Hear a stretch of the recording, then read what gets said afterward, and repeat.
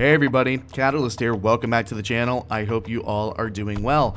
That's right, you didn't make a mistake. This is a positive Catalyst HD Battlefield video that you clicked on. I haven't been able to make too many of these recently, but, well, what can I say, guys? There is a lot to like at first glance with Battlefield 2042 Season 6, and it seems like the slog through 6 weeks of Battlefield Redux will end up being worth it in the end, as the new season will bring with it quite a few quality of life and balancing changes. It's not very often that I make a video going over patch notes for an update, but today I'm going to be making an exception, as I genuinely think that this update coming next Tuesday is going to be one of the most significant updates in the game's life cycle. So today I want to go over some of these important changes briefly and discuss them, and who knows, maybe this will be a season that is actually worth reinstalling the game and trying it if you haven't played the game in a while. Before we get into the video, a quick announcement: on Monday, October 9th at 2 p.m. Eastern Standard Time, that's the day before Season 6 comes out, I will be live streaming some Season 6 gameplay early right here on YouTube. I was invited to join a play session with some other creators, and I'll be playing with my good friend Max Zeke, which is always a fun time when we get together. So if you want to watch some early gameplay from yours truly, make sure you stop by for that. It's not sponsored by the EA Creator Network or anything as far as I know, just very fortunate to have been extended this invitation. So Catalyst, what's making you so giddy about this update in particular? Well, apart from our tri-monthly serving of drip-fed content, Update 6.0 is actually bringing a couple of sorely needed quality of life changes to Battlefield 2042. You know, some seasons really focus on bug fixing or shaking up the gunplay meta, but Season 6 is really focusing on gameplay elements that have long since been in need of attention and are finally getting addressed in the update coming next week.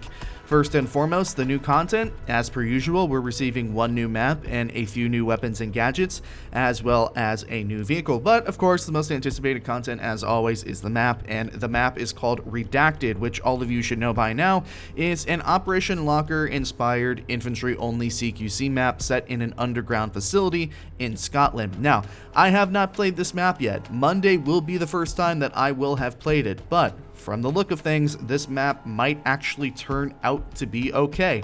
And I say that with the context being that I personally have some reservations about an Operation Metro / Operation Locker type map in Battlefield 2042. I know that for a lot of players, this is something that was asked for, and I am sure that it will make a ton of players happy, especially since there's nothing really like this in the game currently.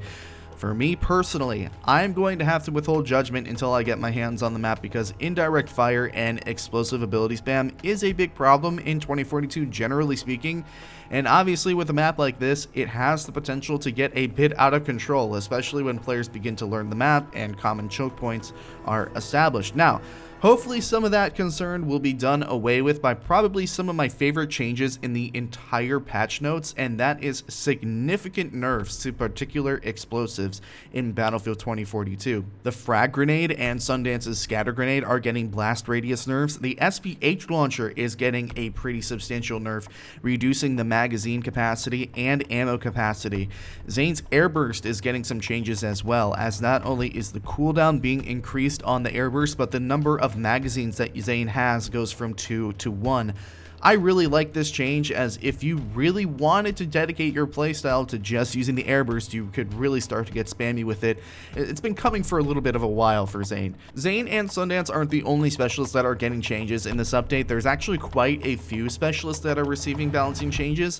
The most talked about change in this aspect has been Rao, who is getting some changes to how his hack works. Instead of disabling weapon systems, Rao's hack will now trigger damage states on vehicles. So instead of vehicles no longer being able to fire at you once you've completed a hack, it will damage the vehicle slightly, and essentially it will force the vehicle to use their repair if they have it. DICE is also bringing back an aspect to Rao's kit from launch and changing it a little bit. You can now reveal other players in a 10-meter radius when you are hacking an enemy. Now, Catalyst, you're pretty knowledgeable about specialists, right? It's kind of your thing. Is this change going to make Rao stronger? I don't know. I think so. Rao has always kind of been in this awkward middle ground with his abilities, where between class reworks and balancing changes, it never felt like Rao had firm ground to stand on. And there have been many iterations and changes to his kit, and this change kind of strikes me as just another stab in the dark at making him more viable. I don't know if this is the solution. I think vehicle damage can be a slippery slope, because when you think about it, one RAL hack, as I already said, will basically force a vehicle to use their repair, and it could be oppressive for vehicles, so we'll just have to wait and see here. Other specialists to see some really big changes. McKay is getting another nerf to his grapple hook. The contingent of sweats across the entire world all scream out in defiance. Listen, I play a lot of McKay, and while this doesn't really seem like a necessary change, I can definitely understand it. McKay has the tendency to just be an absolute butcher to map flow because of the places that he can get to, and while some of that is a problem of the game's own creation and design, reducing the amount of ratty locations that players can get to will only help overall gameplay at the end of the day. It gets rid of things like players getting on top of the boat in the first sector of Stranded Breakthrough and basically being unkillable up there. Dozer actually got nerfed pretty significantly as well, which honestly makes me giggle like a schoolgirl, because Dozer players are weird and they like watching things be set on fire.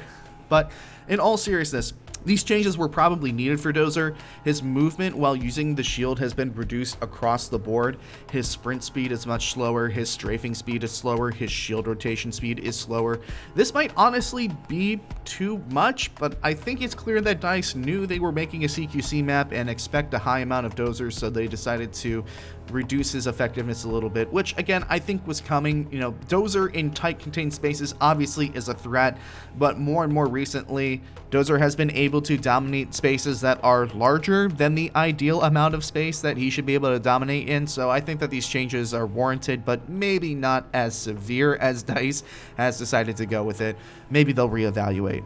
The engineer class is finally getting some buffs that they were promised. Boris's turret is now getting a 25% fire rate buff when you are in the proximity range of Boris's passive ability, and Crawford now has a new passive ability entirely. Instead of the repair speed boost passive, Crawford's new passive ability is called Deep Pockets, which gives rocket launchers an extra rocket.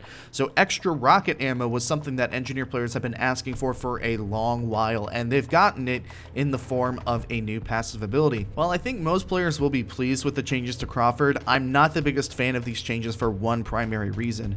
Boris is by far the weakest specialist in the game at the moment, and with the extra rocket ammo only being afforded to Crawford, if the goal was to increase the pick rate of both specialists, I don't see a world in which many players are going to pick Boris over Crawford. I just don't understand why extra ammo wasn't afforded to both specialists and Crawford got to keep his repairing passive. Maybe this is something they'll reevaluate in the future. Okay, so some really important improvements for main battle tanks, as they are getting some much needed maneuverability.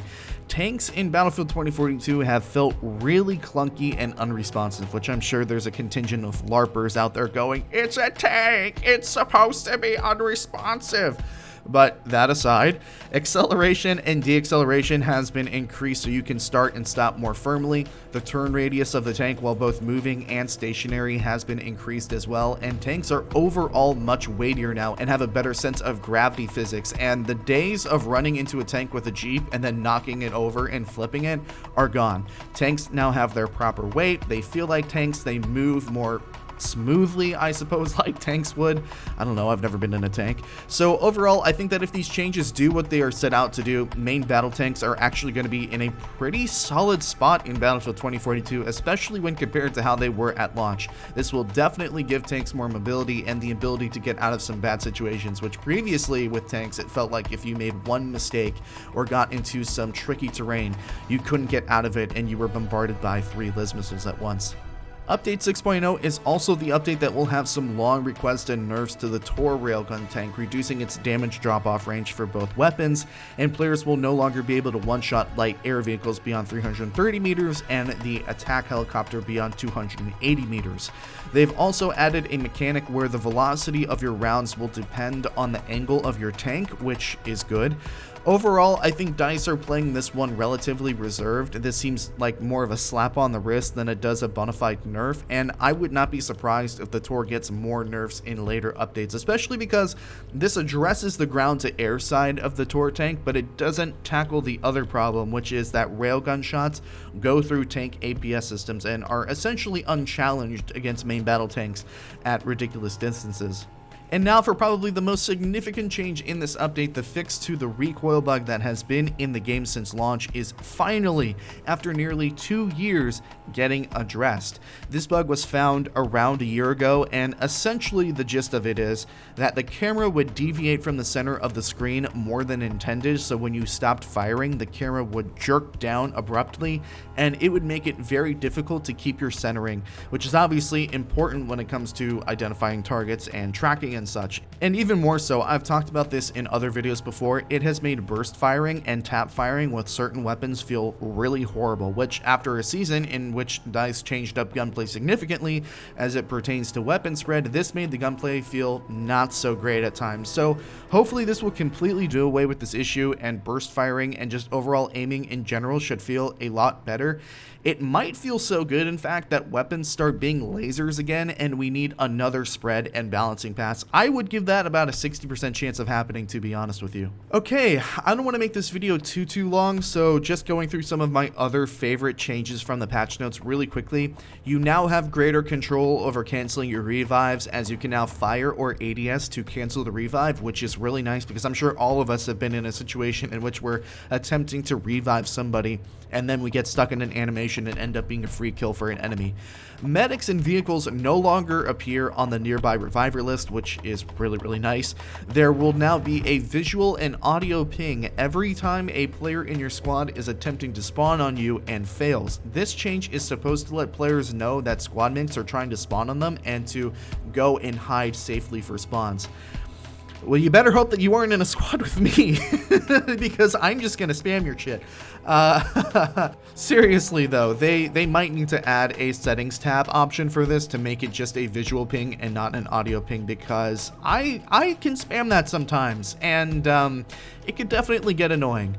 Let's see, LMGs are getting a pass on their spread, which should make them feel better to play. They felt pretty bad since the last update of Season 5.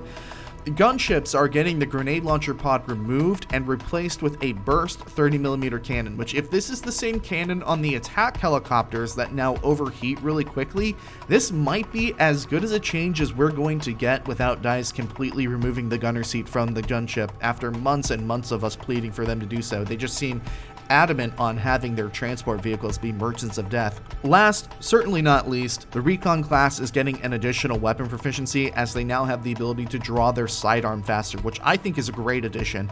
Definitely a lot of this patch has been dedicated to the Recon class, which is a bit weird because I feel like Recon has a decent enough pick rate, but I digress. That's pretty much everything super duper noteworthy about the patch update, but it's a lot of really good stuff, so much stuff that I felt the need to make a video on it. I think this is definitely a season that I think you should come back and try, and I'm not just saying that because I'm going to be able to play it a day early. The only thing that is missing that I wish would be addressed is the matchmaking problems that the game has been having recently. Redux has just been brutal in terms of matchmaking into empty AI lobbies, and I don't think it's strictly a player count issue. There is definitely something wrong with the system's ability to fill lobbies with actual players. I have talked to devs about it. Other creators have reached out to devs about it. They say they're looking into it, but that was a couple of months ago and nothing has materialized. So hopefully they're honing in on the issue there, because that's probably the biggest unresolved issue in Battlefield 2042 right now. If you enjoyed the video today, drop a like and tell me in the comments how you're feeling about Season 6. Are you excited for it? Are you still meh on it? Let me know. If you enjoyed the video just that much, consider subscribing for more content. Thank you all so much for watching. My name is Catalyst, and I will see you all another time.